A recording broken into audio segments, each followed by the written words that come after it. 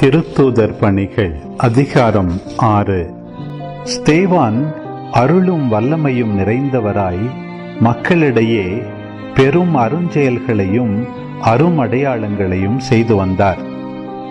அப்பொழுது உரிமை அடைந்தோர் எனப்படுவோரின் தொழுகை கூடத்தைச் சேர்ந்த சிலரும் சிரேன் அலெக்சாந்திரியா நகரினரும் சிலிசியா ஆசியா மாநிலத்தவரும் ஸ்தேவானோடு வாதாடத் தொடங்கினர்.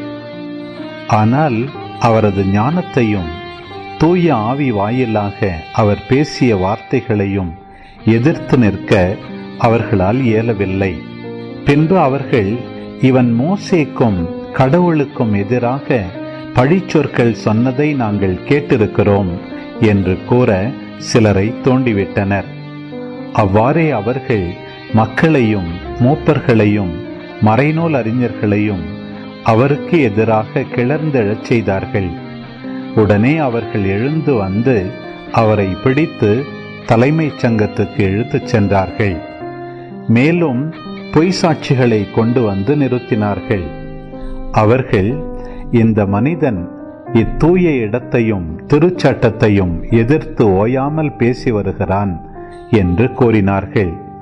மேலும் அவர்கள், நசரேயராகிய இயேசு இந்த இடத்தை அழித்து விடுவார் என்றும் மோசே நமக்கு கொடுத்திருக்கிற முறைமைகளை மாற்றிவிடுவார் என்றும் இவன் கூற கேட்டோம் என்றார்கள்.